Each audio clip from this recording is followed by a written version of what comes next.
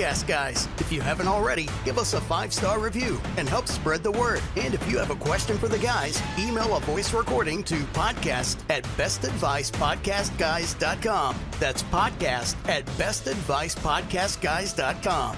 Today's episode is brought to you by Security Financial Management. If you're ready to level up your financial game, SFM offers a free initial consultation after each episode. Just send an email to podcast@bestadvicepodcastguys.com with the subject line complimentary consultation to book yours today. Welcome back to Best Advice Podcast, guys. I'm your host, Rob Lovaglio, here as always with just Frank. That's me and you again, baby. Yeah, that's it. The big two. We'll take it. So, Frankie, what's cracking? Hey, see, I see you put cracking. So there's a story behind, instead of our normal opening with the crack-a-lackin', which is always fun, we shortened it this morning. Robin and his family and I and Liz and all his siblings were in Ireland for last week on a little family getaway. And what a great place and very friendly to Americans. Beautiful landscape. It was gorgeous.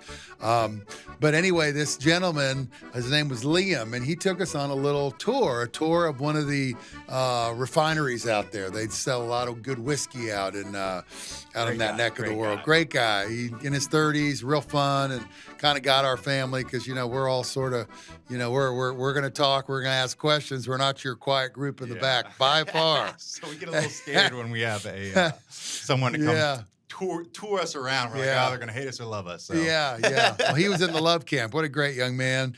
And we all got each other and had such a great time. And he was, but one of the things he said is we were talking about work a little bit. He goes, what do you guys do? And I said, we have this podcast. And then I go, Rob does this really fun, crack-a-lackin' at the beginning. He goes, wait a minute. He goes, we're brothers, man. He goes, in Ireland, one of the coolest words in the world is what's cracking.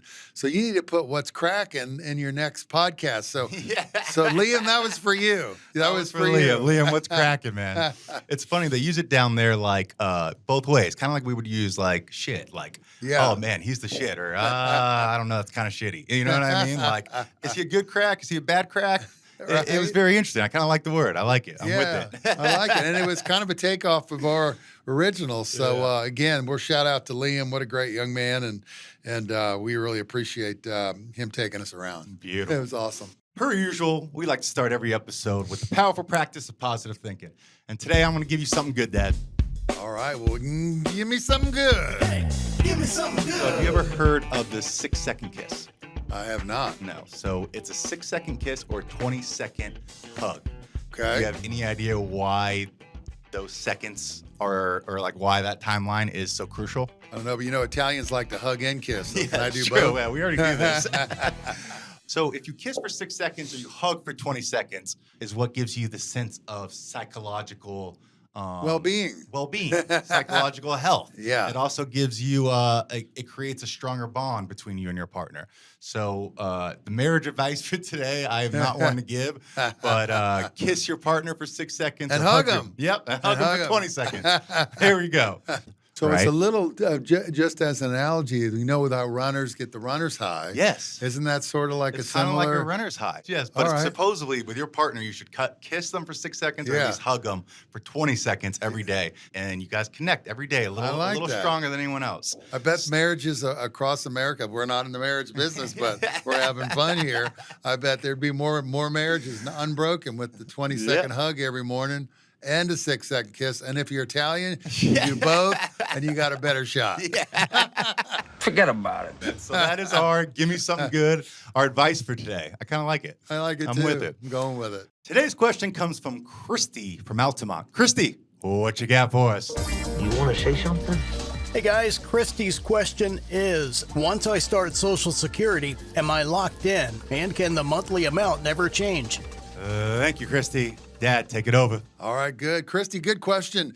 And most of the time, generally, when you apply for Social Security and you lock in your base benefits, it's pretty much a done deal. But, there is a loophole that we've been talking a little bit about, and I want to give you the loophole, Security Financial Management, good exposure here to an idea That is absolutely supported by our government. And so what happens is, again, normally when you say, okay, so I'll give myself as an example. I'm a long way from being retired. I love what I do. But as an example, just use me. I was born in 1962. So my full retirement age is 67 years old, okay?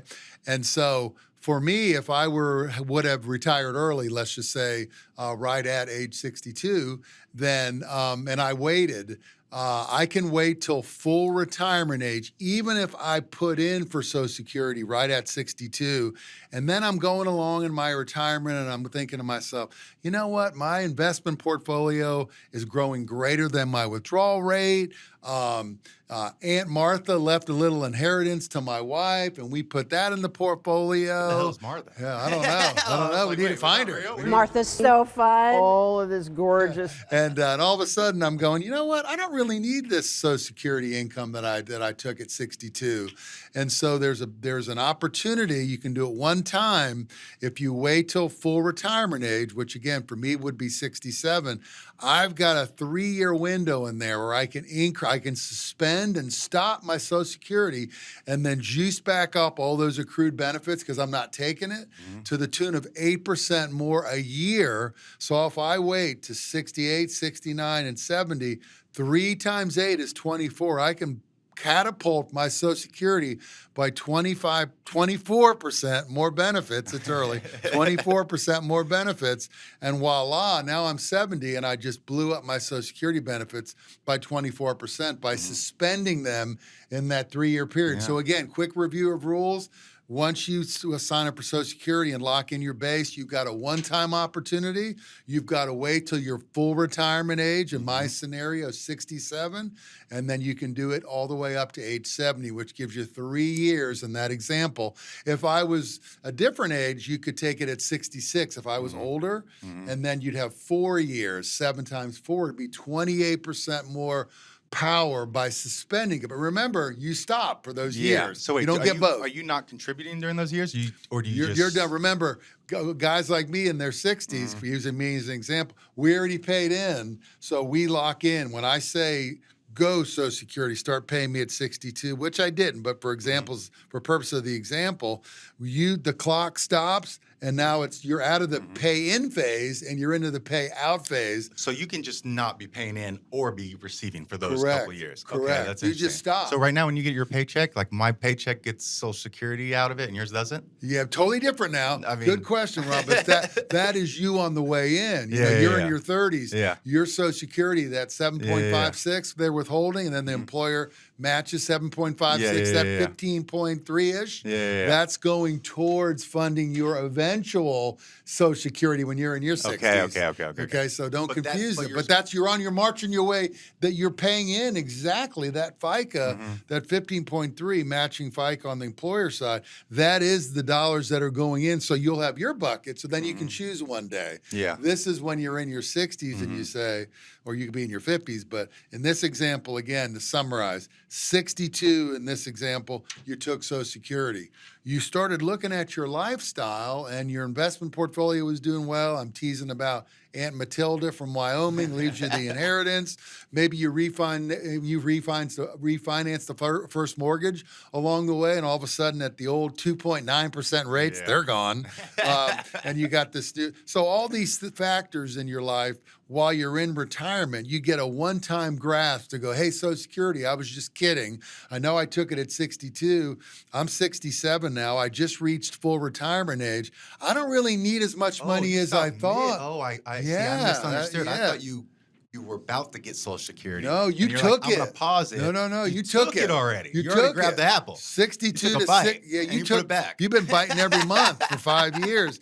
Now you're 67 and you're like, hey, Frank Lovaglio and Dave Allen and Keith Moore and Mike Allen and Robert Lovaglio, I'm just naming it. They told me that I can actually do a suspension of Social Security, and you can do it as long as you're full retirement age. So pretty cool. Yeah, That's you stop cool, it, yeah. and then I you didn't can know you bolster it back up, Yeah. and all of a sudden you got 3 more years without taking it, and now your new Social Security number at 70 is quite a bit bigger, 24% bigger in that first example. Love it. That's Love my it. I story, like it and a I'm lot. sticking to it. All right, man.